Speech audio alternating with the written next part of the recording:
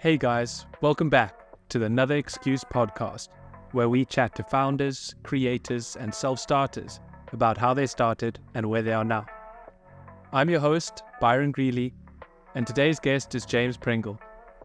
James is the co-founder of Narchie, an investor at Portfolio Ventures, and a podcast host of the podcast Riding Unicorns.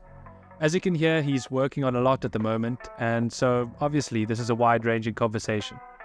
We discuss things like how Narchie started and how they acquired 20,000 signups before they launched. We discuss the difficulties of being a founder and what it takes to get a podcast off the ground. James shares his insights on many topics and even shares some valuable productivity hacks at the end of the episode. I really enjoyed this one, and I'm sure you will too. Enjoy the show.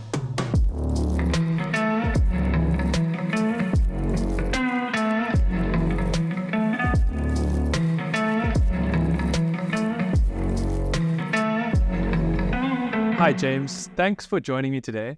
Just to get started, how would you describe what you do? Yeah, thanks for having me, Byron. It's great to be on the show. So I am an investor and founder in the UK tech scene.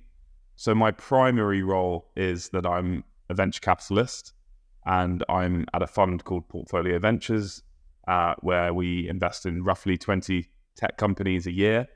And we're on the hunt for unicorn-style, high-growth tech businesses. So that's my primary role, but I have also been a founder previously, and I am the co-founder of a company called Narchie, which is co-founded by my wife. So she's the real boss, but I support her with that business because I bring a bit of product experience and other founder experience. I obviously help with fundraising. So I am very lucky that I get a bit of both sides of the table, founder and investor. And then finally, I also do podcasting. So I have a show called Riding Unicorns, which I do with my co-host Hector, who is also a venture capitalist, Hector Mason at Episode 1 Ventures. So we've been doing that for about 3.5 years, and it's been a great way to network. And I think podcasting is an awesome format. So I'm delighted to be on the show today. Great. Well, yeah, thank you for joining me. And how did you get into venture capital? Yeah, so I actually felt like venture capital was an industry I was interested in very, very early, probably before I even knew it was called venture capital, to be honest. I was kind of always interested in investing, and even when I was younger, I had a little stocks and shares portfolio and things like that, and I was always interested in the investment side of things. But my journey took a very unconventional route. I was at university and I hadn't got great A-levels my first time around because I'd had glandular fever actually in my A-level year. So I missed about a third of the year because of that. And as a result, I struggled to get like graduate scheme places at the sort of traditional companies that you might expect to go and cut your teeth at in order to then make your way into finance. So I recognized that in my second year at university, and then I decided I was going to have to take a different route to this whole thing. And I wanted to be a founder, an entrepreneur, as well as all of this. So I sort of felt that the only way to get good at that was to get started. So I started a company at university. It was great fun. It was kind of Ticketmaster on your mobile. So it was all about comedy and music gigs and buying tickets. Unfortunately, people aren't that spontaneous. So all the money's in the arena stuff, which gets booked a year in advance, which you don't need a mobile app to do. So it wasn't a particularly good business model, but it was great fun. And then after graduating, I went and worked for various tech startups. Most were very early stage, pre-product market fit, which was quite difficult at the time because I was never part of a kind of rocket ship experience, but it meant that I had a lot of responsibility and I had to learn a lot very quickly.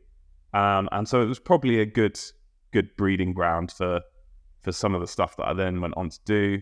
I then founded my own business, which ended up being VC backed, ran that for 4.5 years, sold it for pennies on the dollar because something changed within the industry that we were in that meant the business model was no longer really viable. But that had kind of given me the experience of raising money myself. And so then from there, I built an angel network, and eventually from there sort of made my way into venture capital. So it's been a bit of a windy road, a lot of sort of what other people might consider sort of failures along the way, of kind of things that didn't quite work out or things that were a bit unlucky around, but ultimately a huge breadth of experience that ultimately I think serves me well now when speaking to founders. So hopefully a really good kind of foundation to build on. Great. Yeah, there's so much to unpack there. So I'm really looking forward to getting into it all. But first, I'd like to focus on the company that you co-founded, Narchie. Could you describe how Narchie works? Yeah, absolutely. So hopefully listeners are fairly familiar with kind of resale marketplaces like Vinted and Depop that have really taken off within the fashion space. And basically Narchie is a very similar model, but really focused around the homeware, art, interiors, furniture space. So it's all about the home, and ultimately anyone can sell on there. It's a very sort of democratic model where you can take a photo, upload an item, and you can sell it. And then on the buy side, you're buying in a more sustainable way. You're buying more unique items. You're sort of building your home around your own vision rather than maybe what a catalog might look like. So, so my wife really came up with that idea, partly because she was frustrated with finding homeware herself, but also because her sister is one of the top Depoppers in the world, selling a lot of clothes. And so she could kind of see how this platform was giving people the opportunity to like build a business in an area that they were passionate about. And Harriet's very passionate about interiors. So, you know, she wanted to offer the same kind of platform to others that felt the same way. So that's what we're working on. We're about 3 years into the project. It still feels very early. We're still in phase 1, but we are in market for the last couple of years. It's grown every quarter since we launched. So there's a kind of natural flywheel effect happening where it naturally grows through more supply, leading to more transactions, leading to more supply. So it's a really exciting business that is kind of infinitely scalable, which is part of the attraction of doing it. Yeah, great. And you mentioned that it's democratic in the sense that anyone can sell on the platform, but at the same time, most of the pieces on the platform are unique. Is there a way that you guys ensure that they're unique, or do just people selling unique items gravitate towards the platform? Yeah, so there's no sort of verification or anything like that. If an item is of the level where it requires verification, you know, it's a particular brand of pottery, let's say, which is popular, then usually the seller will take a photo of the watermark on the item as the sort of verification. But we're not doing any sort of verification beyond that. We're not a platform for sort of luxury items or tech or anything like that. It's a very specific kind of aesthetic. It's, you know, vintage homeware ultimately. What we do have is a report button, and we have over 2,500 sellers who are pretty militant about making sure that the platform is designed for what it's supposed to do and serve for this community. And so any items uploaded that don't fit our policies, we'll know about pretty quickly with a notification in Slack saying so-and-so has reported this item, and with one click we can take it down. So in the rare instance where someone uploads something that's not right for the platform, we'll be very quick to take it down.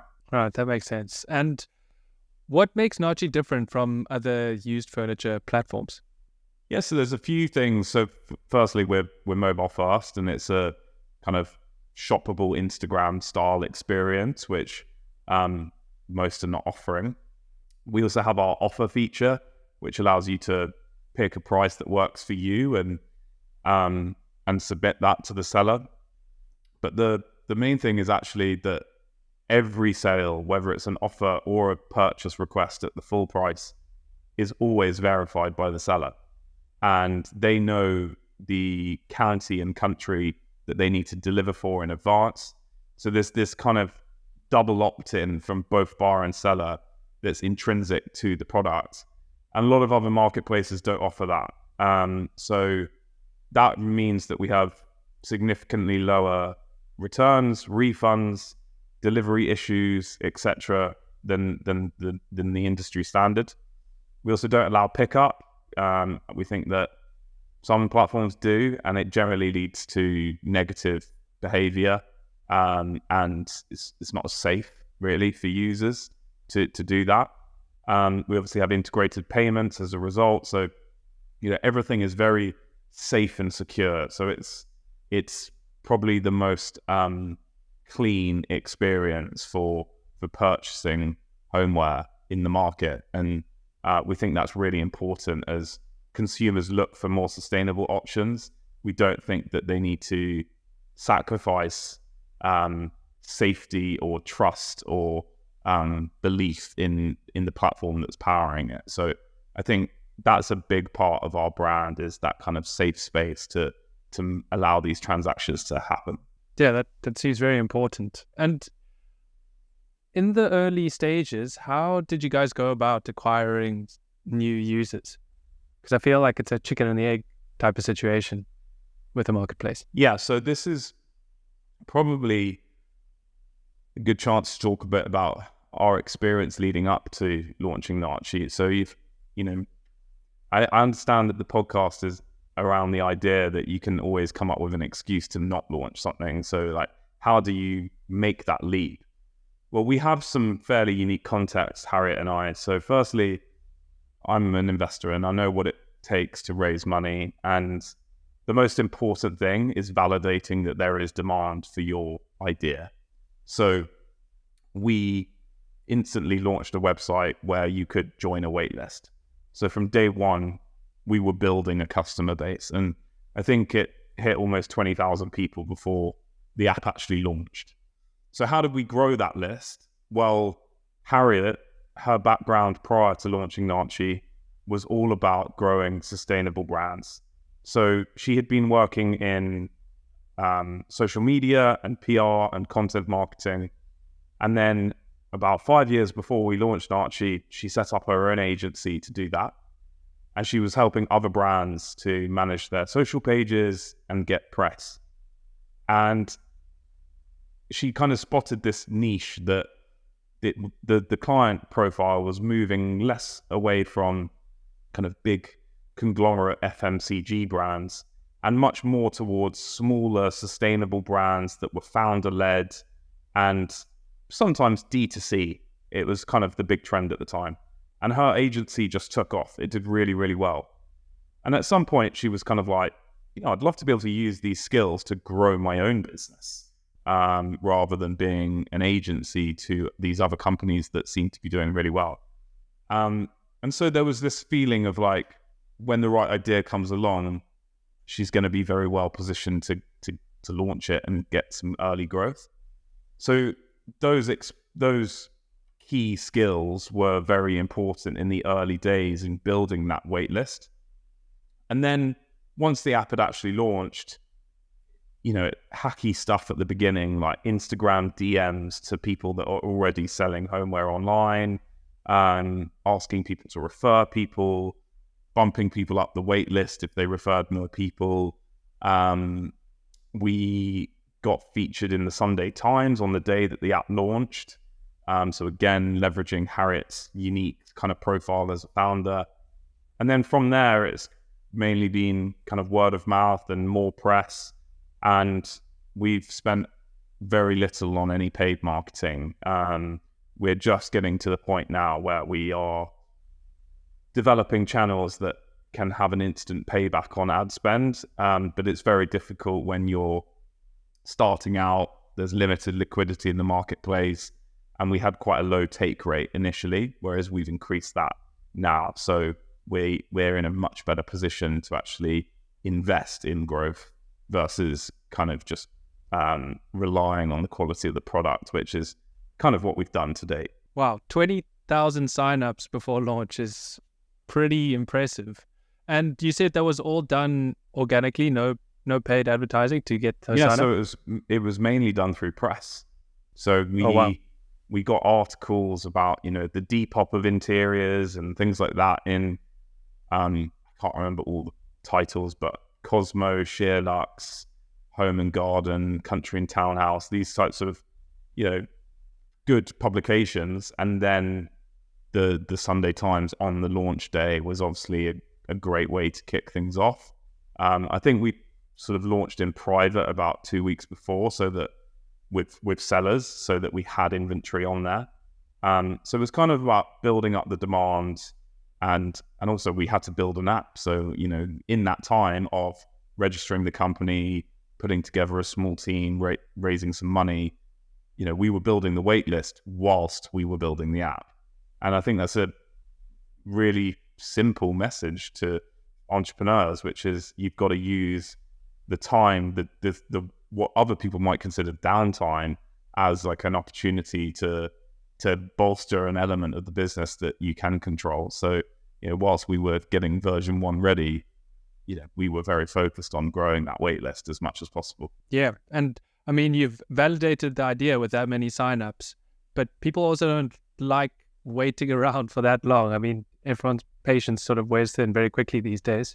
So I guess you have to tackle both at the same time. You've now got the validation from the signups, and now you have to launch this product as soon as you can. Yeah, and I'm not going to sit here and pretend that everyone on the waitlist signed up the day that we launched. Yes. That also doesn't happen. Signing up to a waitlist is pretty easy. Downloading an app and putting in some info and verifying your email and things like that takes a bit more time. So, but it was good sort of evidence that we could target customers that were interested in this opportunity. And so, in any new business that you launch, the sooner you start talking to customers, the sooner that you kind of gather initial interest, the better. And so your MVP was an app already, is that correct? Yeah, so we took a route of going app first. I think, if we were a sort of business that maybe wasn't befitting of a venture capital model, we would probably have gone web first and just kind of gone for a listing page and a shop store and just gone web only. But our feeling was that this is a massive opportunity, and the business model is such that we can really scale to every country with no additional expenditure other than kind of marketing and getting the word out there when the time is right. So we have this kind of business model that is very unrestricted by location or technology or so many factors, that we felt that we did hit a venture capital model. And so we decided to almost tackle the hard bit first and go for the mobile app and build the business as kind of mobile first. And then now we have a website that people can buy through. We're actually going to be building a tool to allow people to list through the website as well. But that's just been a kind of natural evolution. But the starting point was kind of Instagram meets Depop for the home. And we felt that needed to be mobile first to really tap into that as something that was unique and didn't exist in the market. Yeah, of course. And speaking of scaling, is it difficult to scale an app like this into other countries and jurisdictions, or is it pretty straightforward? Well, there's kind of two things there. There's the operational side of scaling, and then there's the kind of financial and growth side of scaling. So on the operational side, the things that you need to consider are taxation, really important. If you start selling in the US or outside the EU, your tax is going to be different for a purchase than if you're just UK only or if you're EU. So that's an important element. And then it's the discovery side of things. Like if you're in Italy, do you want to only see items from Italy, or do you also want to see items from Denmark, France, and the UK? Do you only want to see items from the UK because you're purposely looking for that kind of aesthetic? So it's a few kind of UX changes to make sure that the discovery is very natural and easy to navigate through items from different jurisdictions. So that's the kind of product side of it and the operational side, and that's actually very easy. So that is not a limiting element of the company at all. We are still UK only, but purely because we feel that there's still so much ground to take up in this market before we start expanding. On the financial side, you obviously want to have enough marketing budget to enter a new country, and just kind of adding a new country and you're targeting on your Instagram ads is not enough. Like that's not clever enough to really make a dent in the local market. We are going to be building waitlists again for new markets. So a bit like back in the day, trying to think of a good example, something like City Mapper would have a voting system for which city they should cover next. And the winning city each month would be added. And, it kind of created this fun user-generated prioritization, which can be quite effective. So I think as we start to look at internationalization later this year, we'll probably do something similar, because we already get comments underneath our TikTok and Instagram posts about when are you going to come to this country? Do you deliver here? And all these sorts of things. So we know there's demand out there. It's just being careful with cash to make sure we manage things and time things at the right moment. Yeah, well, that's a great sign. And I'd like to shift gears a bit. And you mentioned, obviously, you're an investor. I'm curious, what criteria do you use to invest in a business? Well, there's a lot of criteria. I mean, the main things for us as a fund is it needs to be a UK company that is EIS eligible, because we're an EIS fund. Anyone who doesn't know what that is, it's an enterprise investment scheme, which is a tax efficient scheme for individuals to invest in early stage companies and get some tax relief from doing so. So that's a hard criteria for us. Then we have a preference for fintech and SaaS. They're just sectors that we look at that we have a preference for, but we can be fairly generalist. And then on a more sort of company by company basis, you are considering team, product, market size, the traction they've got, the retention of clients that they've got, the funding round, the valuation. There's so much that goes into it. And some of it is subjective and some of it is very objective. So some things are really easy to measure, like the revenue to valuation ratio. Is that sensible, in line for the company at this stage? And it will differ between pre-seed, seed, and Series A. So those are things that you can really put your finger on. Other things like the quality of the team is a bit more subjective to what we think. Did they have what it takes? And so there are some things that you develop as an investor to try and pinpoint, yes, they are. So one of the things I like to ask is, what experience do you personally have of working in a business that did find product market fit? Because I think product market fit is arguably the most important thing there is. You can have a great idea, you can have a good product, but if you don't have the right growth metrics, if you don't have the right numbers, and you don't ultimately have product market fit, it's very hard to get there. And if you've seen it before, it's easier. If you've never seen it, it's hard for me to assume that you're going to magically work out how to get there.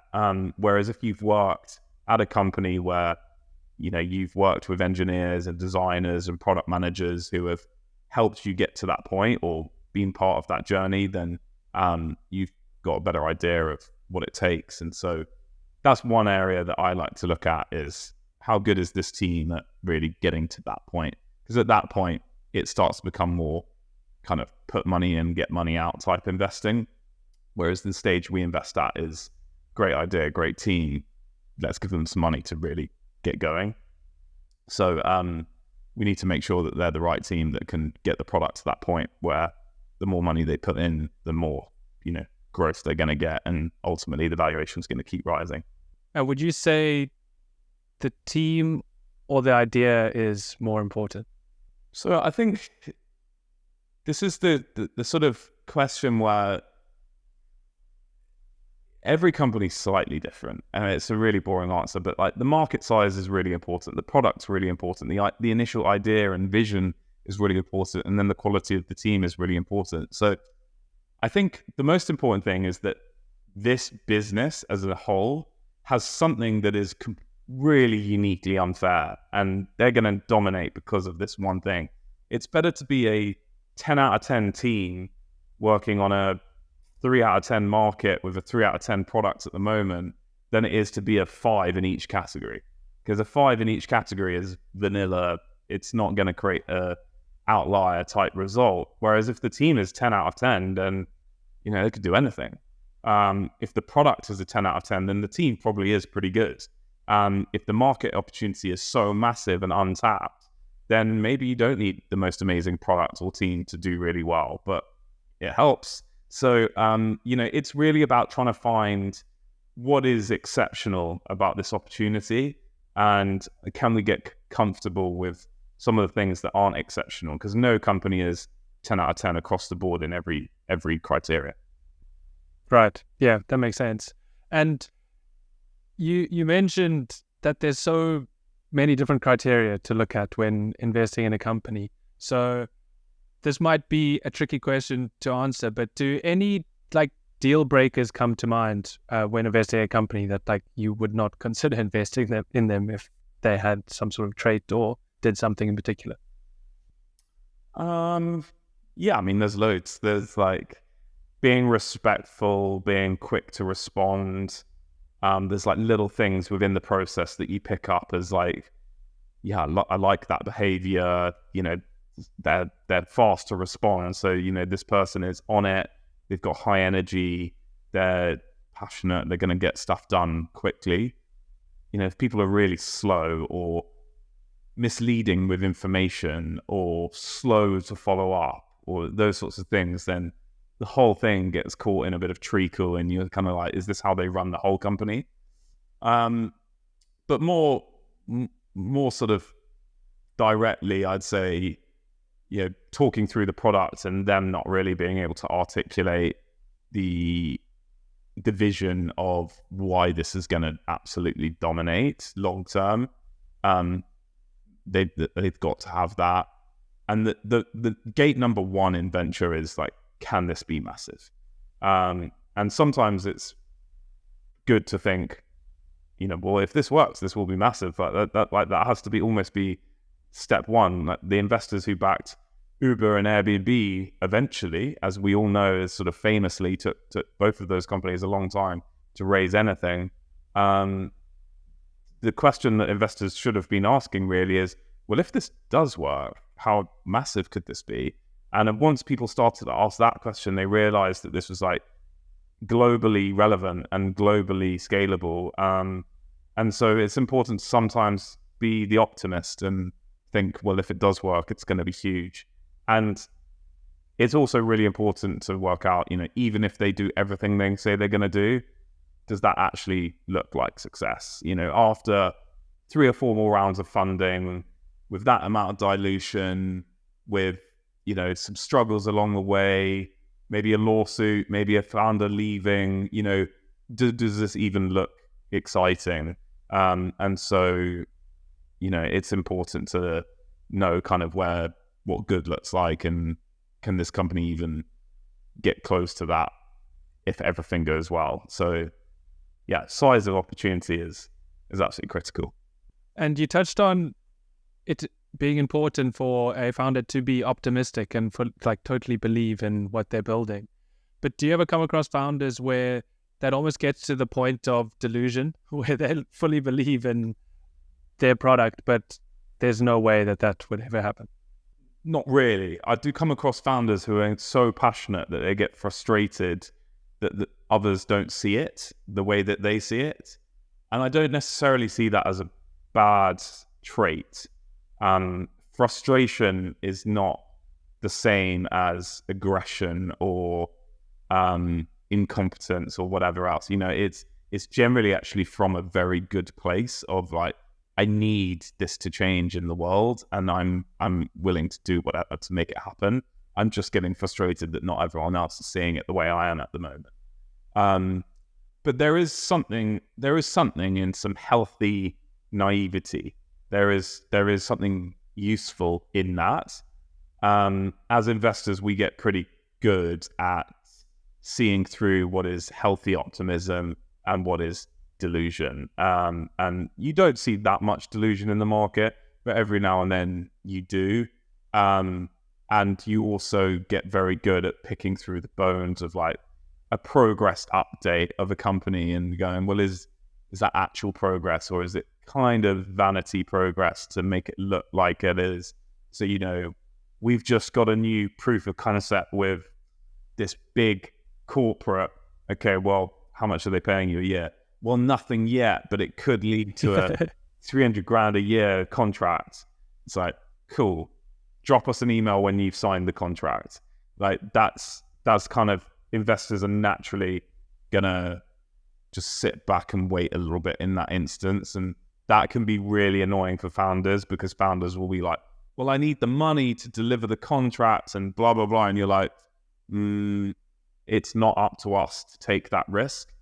You as a founder are willing to take that risk, but we don't need to with, some of other people's money, time, when we've only got 20 slots in this portfolio. We've got 5 companies who have actually got the contract signed, who we're also talking to.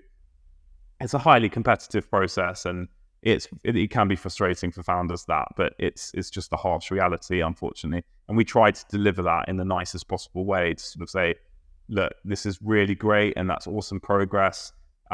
Keep us posted and let us know when the contract's signed, or if you get anyone else in the meantime. And we'd love to see the results of that contract and that deal, so that we can have a better view of how this business could scale. So yeah, it's a funny relationship, the investor to founder, but I think it can be done with a lot of respect and genuine empathy to understand that we understand you want the money. It doesn't quite work like that. But we're happy for the door to be kept open and you to send us as many updates as you want.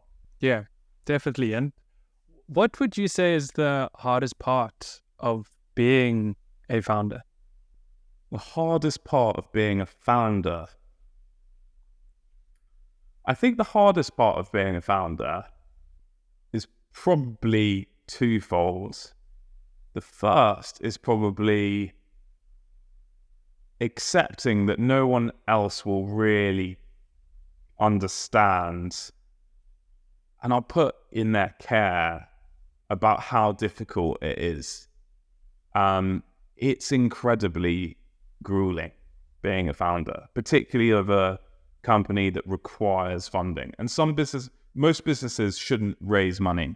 But the reality is, you don't need money to start a podcast or to build an agency or a small consulting business or whatever. But if you want to build a tech company that requires upfront investment to build a product, to then scale it, and only in 8 or 9 years' time will you actually be profitable, then of course you need money. And so you're always slightly out of control of your own destiny. And a lot of entrepreneurs like control. It's one of the reasons they want to be founders. And so you're on this slight treadmill of like trying to please others, get capital in, to manage the business. You're working so hard to do all of this stuff, product growth, fundraising, everything.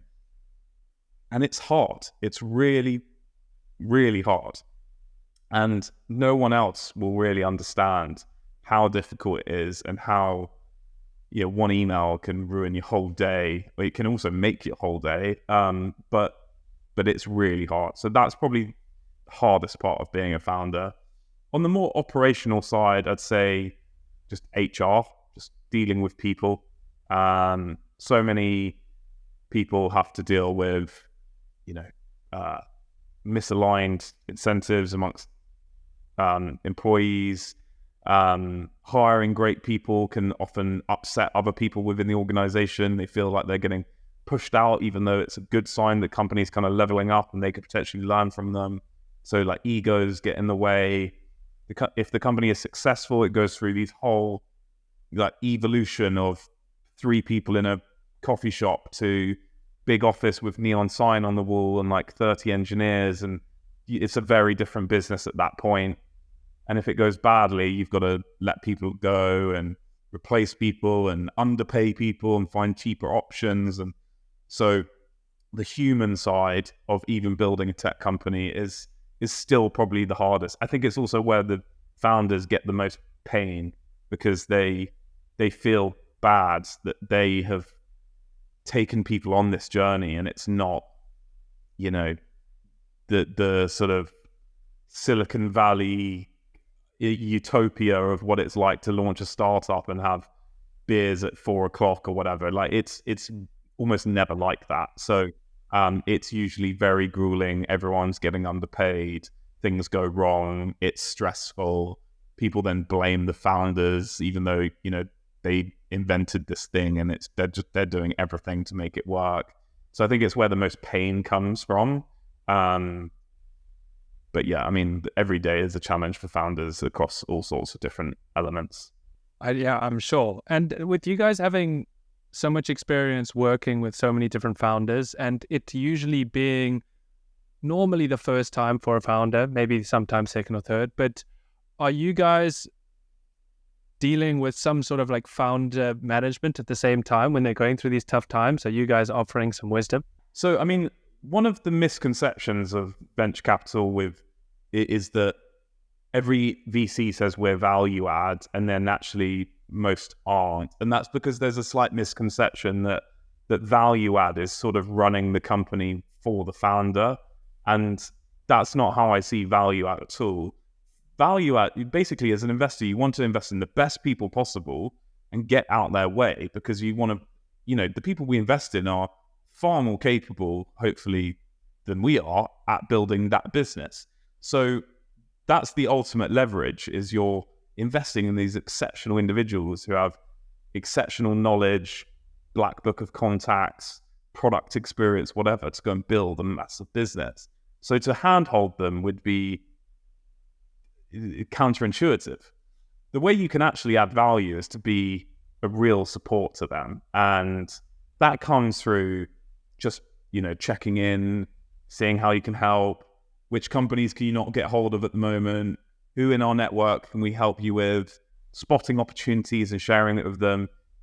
You know, some investors will do things like share news articles of their competitors and things like that. That is the opposite of what you should be doing. Like, it's so annoying as a founder to get an article about one of your competitors. The main thing is to go like, have you spoken to L'Oreal yet? Oh, no, we haven't. How do we get in there? Okay, well, we know someone. They're in the wrong department, but if we reach out as an investor, we might have some credibility to kind of get them to intro you to the right person, and leave it with us. We'll go and do the heavy work. And once we get a double opt-in intro set up, we'll be able to connect you to the right person. But let us try and go and push on that while you're dealing with loads of other stuff. But if you haven't got a route in yet, cool. We don't want to cause any, you know, miscommunication. But if it's okay, we'll go and help you on that. And I think, I love that side of it. So that's how you can actually add value. But then, you know, being the support network is so important. When the Silicon Valley Bank thing happened, when was that? Maybe a year ago. And, yeah, you know, we had founders on the phone to us at 11:30 on Friday night going, I don't know if I can swear, but like, yeah, go for it. Like, what the hell? I've just raised 3 million quid. It's all in an SVB bank account, and it might not be there on Monday. And we're like, you know, we have to support them and be like, look, that is not great, but you have great investors. We care about what you're doing. It will be okay. There will be a solution. We don't know what that is at the moment, but like, try and take some time over the weekend turn your phone off, go for a walk, come and see us if you need to. Like, just don't beat yourself up too much, because it's just a number on a computer screen. And I'm sure there's a way that we can make sure that's still there in a couple of weeks, right? So you don't know, but you try and support. And luckily by Monday, HSBC had bought it and made sure that it was all fine. And so we looked great. But the idea there is that who else do they call? Like, their parents can't help them in that situation. Their partner can't really help them in that situation. They need to hear it from us that no matter what, we'll be there. And they'll say things like, I'm so stupid. Why did I put it all in there? I should have split it across 2 bank accounts. Look, it's a learning experience. When this is all over, you can put it into 5 different bank accounts. Like, it will be okay. But right now, it's all in one. That's not great, but it will be okay. We'll find a solution. And of course, it was. And it could have all gone terribly, but I'm sure we would have found a way to raise more money for the business, or just reinvest, essentially, to try and find a solution. Luckily, it didn't come to that, but we're not on the board of any of the companies we're on, but we are very close to a lot of the founders. And it's up to them also, if they just want to get on with it, they'll send us a monthly investor update. But I have a lot of the founders on WhatsApp who are, just being friendly with me, and we're just trying to help them and support them as much as possible, because it's very, very grueling. Yeah, but that seems like a lot of emotional responsibility. Does it feel that way, or do you just see it as part of your job? It's emotional responsibility for sure, but I think it's good emotional responsibility. I'd rather that they talk to me and I shared some of the burden. The worst thing that can happen is founder comes to you, tells you something awful is happening in their business. You have a go at them, so they never tell you anything bad about the business again. Then you don't know anything, and then you're an idiot when the company fails and your investors come to you and say, what the hell happened to this business? And you're like, we barely even knew they were going out of business because we didn't know them.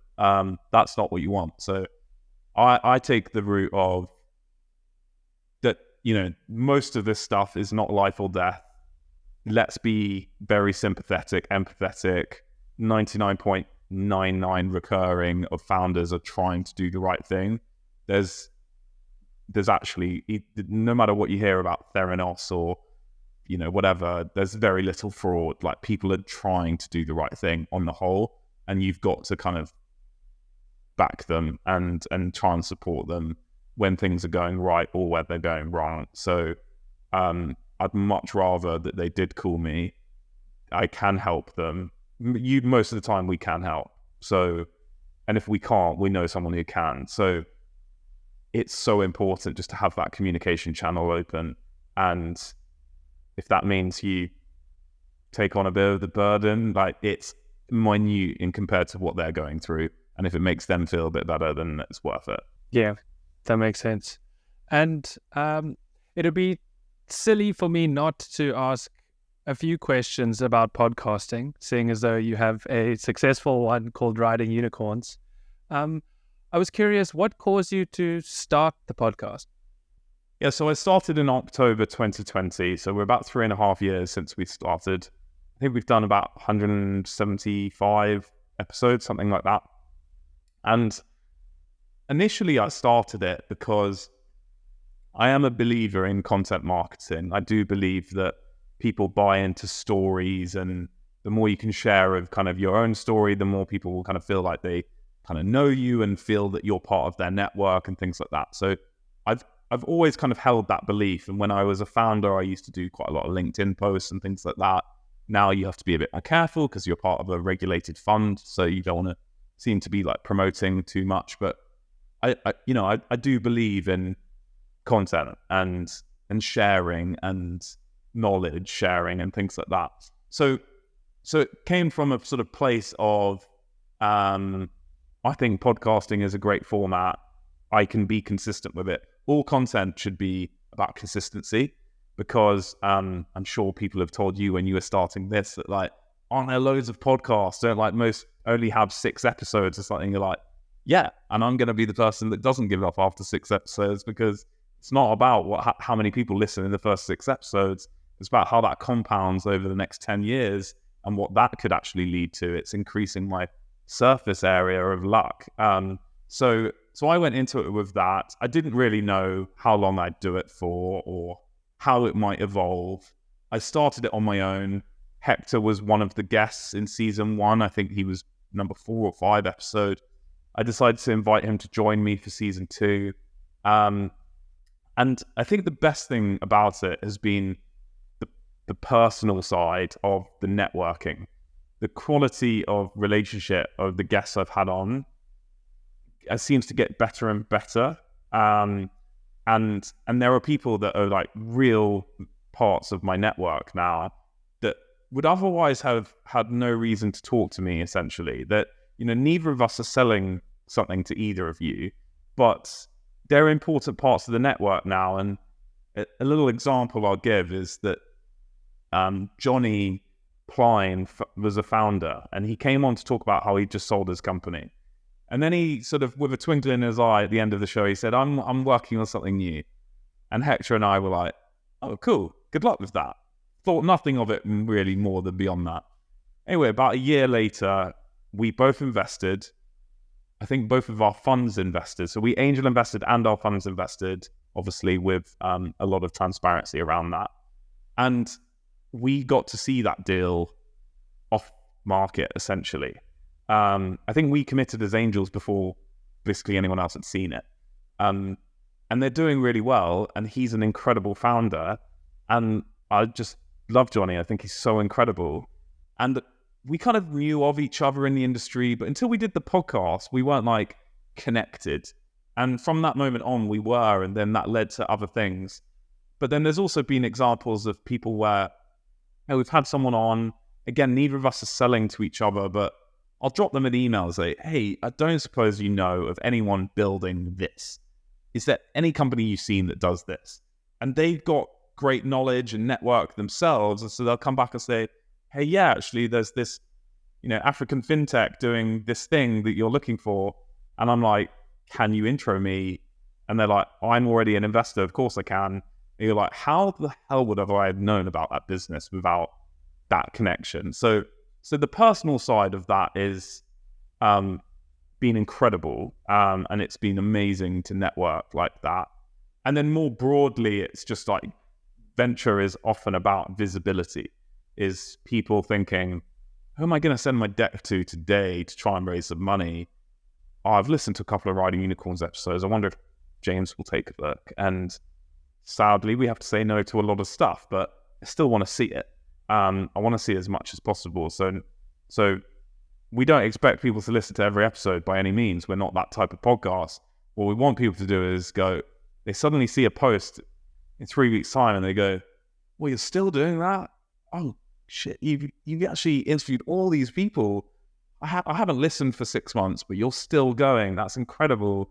Like, that's the kind of reaction that we increasingly get now. So it is about consistency. The guest side of it has been incredible. And then just the general visibility or reputational boost that it's had, even if it's marginal, it's helped. Yeah, I can agree with all of those things. And like you said, the 6 episode bit at the beginning of your answer, and that was one of the motivators for me. I think it's 90% of podcasts don't get past 3 episodes. And then of those that get past, 90% don't get past 21 episodes. So if you make it to episode 22, you're in the top like 1% of all podcasts ever made. And that was my first goal when I started, was just do 22 episodes. Yeah. And I just loved it. And now my next goal is 52. And also with the cadence of 1 a week is also something else that I've set myself to. And it's like, I'm not thinking about anything else. It's 52, 1 a week, and then let's see what happens. Yeah. That's awesome. So, it's really great to set those sort of targets, because it's a sort of labor of love slightly. You've got to stay consistent for there to be any form of kind of compounding. So yeah, it's really important to be consistent. we've now got to a point where we're not releasing every week. I think we're doing on average about 2 every 3 weeks in the last 6 months.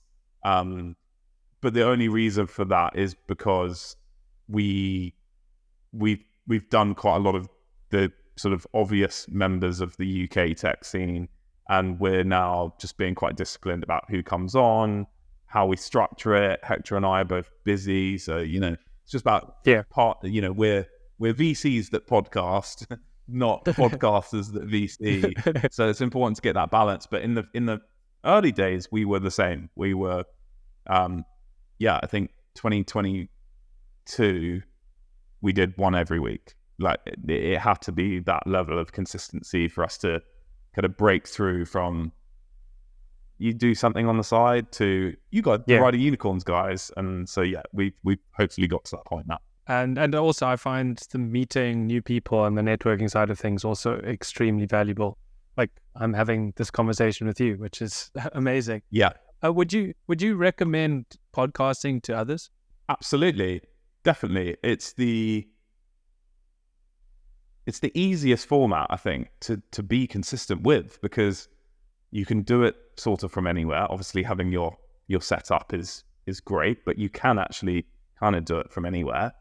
You can choose to do video or not, and if you don't, then the editing's a lot cheaper, and so you can be a bit more consistent there because it's not going to cost you as much. It is a very guest-led format, which I think is great for the networking side.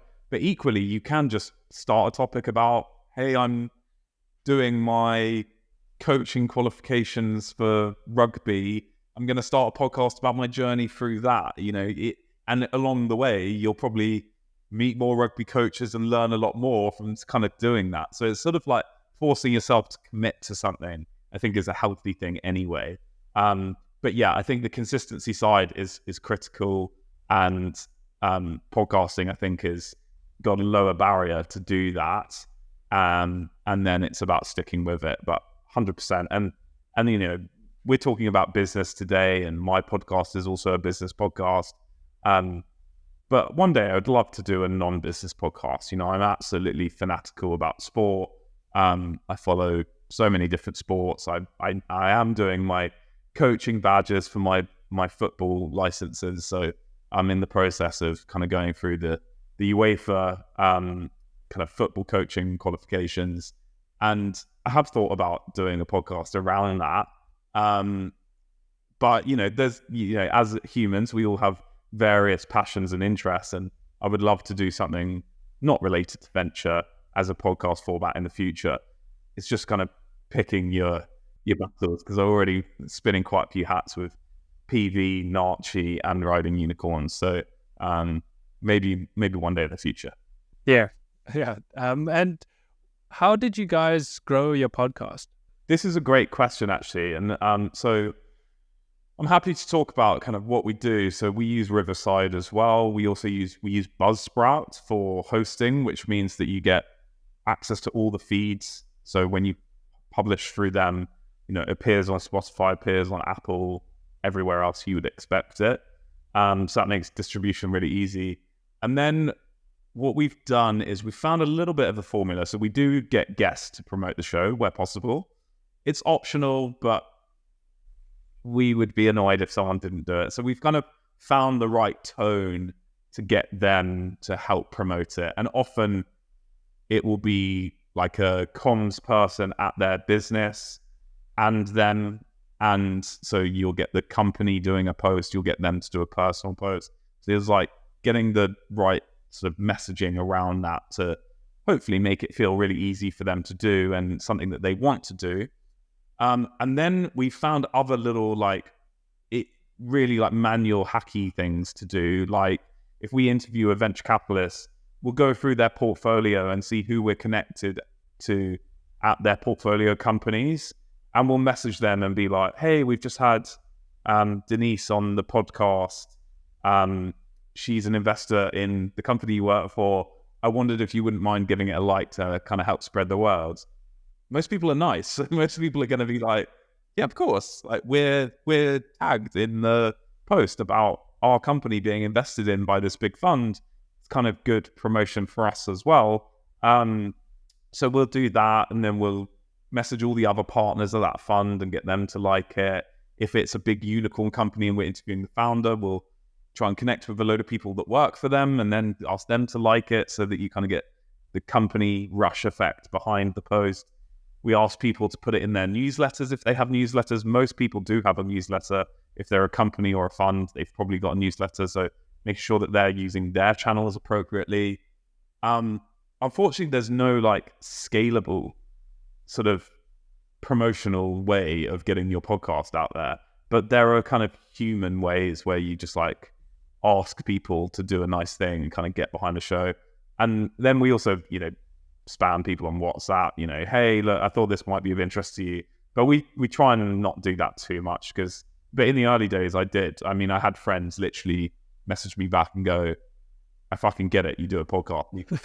I'm like, I haven't spoken to you for like 3 months and you're telling me to fuck off, basically. And that's because the only message I sent you is about my podcast. But, I wanted to get it going, and that's kind of what it takes. And obviously I was apologetic and said, sorry, I'll only send you ones that really matter, or if we have a big show or something. But yeah, people were sometimes not nice about it, but on the whole, people are pretty nuts. Yeah, I think that highlights just how much extra work needs to go into getting a podcast out there, because there is no discoverability, there's no possibility of virality just through a podcast platform. We've done other things, like if you look at Riding Unicorns on Spotify, you'll see that it's not called just Riding Unicorns. It's got, let me just see what Spotify is not working, so that's cool. But it's called like Riding Unicorns Venture Capital . So we've got like some keywords in the title. So it's Riding Unicorns : venture capital, entrepreneurship, and technology. So if you're searching for venture capital, we've got a higher chance of appearing. And that was something I kind of learned from some other podcasts. I could see that although it's cleaner to be just Riding Unicorns, and that would be nicer on the eye, throwing in some keywords can help. And even if only 1% of listeners discover you that way, over time, that kind of compounds a bit. So there's been things like that, but they haven't been life-changing or like really, really effective. The most effective thing has been getting guests to promote and getting people that they know to help promote it on top of that. Yeah, I'm definitely going to adopt. So I'm going to change my name, add some keywords in there. So like you mentioned, you're spinning quite a few plates at the moment. How do you manage it all? It's a good question. I mean, I'm super efficient. So like my diary is diarized to like the 15 minutes, everything, even to like when I have a meal is like in there. So I'm very meticulous about that. I don't like being late. I work evenings and weekends where possible. I schedule a lot of emails. So if I'm working out of hours and I know other people aren't, maybe they've got kids or they're on holiday or whatever, I will try and be respectful of that, but I'll still kind of tick it off my list. So I'll schedule the email. I'm inbox zero, which is a bit of a annoying term, but it's the way, I use my email like a to-do list. So usually the most emails I've got in my inbox are from myself to myself, with a task that I need to do so that I don't forget anything. And with Narchie, it is just a labor of love. I'm not,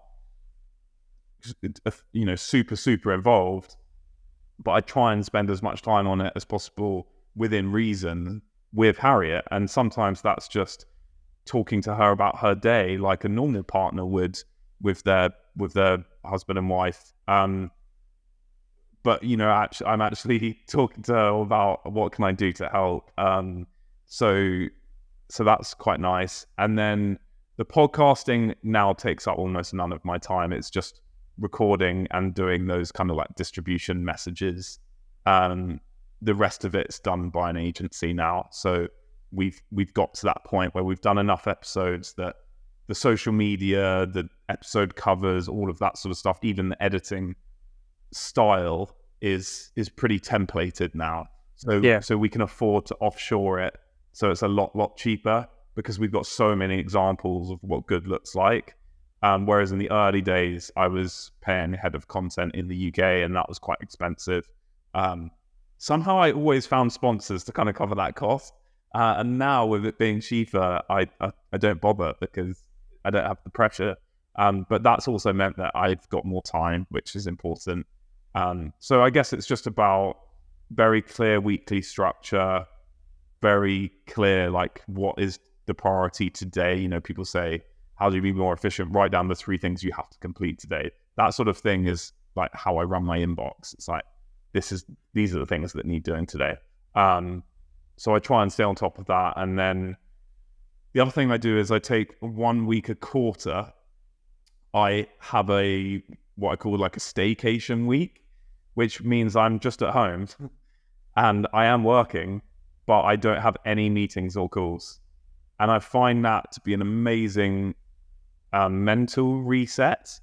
It helps me avoid burnout, which is a real thing. I haven't suffered too badly from it in the past, but I know that if I didn't do this kind of staycation week, then I'd be more at risk of it. And I do nice things. I go for dinner with my wife, and we do nice things that week. But I'm still cleaning out the inbox every day and getting myself to a point where when I come back the week after, that everything is very organized, and I'm not coming back to a big inbox for the stuff by any means. It's the opposite. I'm actually more in control of my work schedule when I come back than less. Amazing. Those are some really useful productivity hacks there. I'm also lucky that, when I joined Portfolio Ventures, I said, guys, this is something I do. Are you happy for me to do that? Not everyone gets to do that. But I kind of explained, this is how I stay on top of everything. And Will, amazing people to work with. They're incredible guys, great operators, very efficient themselves. So they kind of like share the same sort of philosophy and culture of not leaving things unanswered, being quick to respond to stuff. So luckily they embraced that and gave me the flexibility and freedom to be like that, because that's actually the culture they set as well. Great. So James, before I end every episode, I usually hand over the mic and ask if you have a question for me. Where would you like podcasting to take you? See, I've answered a question similar to this in a similar way, in the sense that I don't have huge aspirations for the podcast because I feel like that's kind of like out of my control. Yeah. But I feel like in the current way that I'm doing things and the way it's progressing and the way I'm improving, because I started the podcast also to improve my speaking and to speak about foundership and founders and starting things. And I feel like my mental frameworks have changed and developed, and my speaking has improved, and speaking to amazing people like yourself is a huge benefit. I just feel like my network is growing in a way that when I look back is going to be obvious, but I don't think I'm fully seeing it yet. And that's what I'm really looking forward to, is the network that I'm building, the people that I speak to, the lessons I learn. I feel like once I'm sort of got blinkers on to that 52 episode mark, and looking back, I think it's going to be an amazing feeling, a sense of accomplishment, but also just the progress that I've made, the people I've met, the network that I built is going to be uncomparable to what other people may look towards, like getting advertisers or making money from it. I don't feel like that's a focus of mine just yet. I feel like I want to build the base, the foundation, and it's basically proof that I can do it, and then go from there. So I'm not sure if that directly answers your question, but that's it does. At the moment. I think that's a really good attitude, because I think if people start a podcast thinking, yeah, I'm going to make this like a big media company, it's like, right, you realize you're competing with like every media company, and most companies that don't look like media companies are also trying to be media companies. So if you're trying to compete for like sponsorship dollars and things like that, it's going to be hard, because my first million, etc., are going to eat your lunch. Yeah. So I think that's really good. So I think it's really important to have a residual benefit of doing podcasting. So like I explained, mine has mainly been around network and having access to these people, to hopefully create value for them as well as for me. But really, it's usually just about door opening. And yeah, for me, it's been kind of clear, is like it's focused around venture. So like I want to arguably be like the best VC in Europe. So Riding Unicorns can be one pillar of how I might do that over the next 30 years. And so I think your answer is great in so many ways, and I think it's really authentic.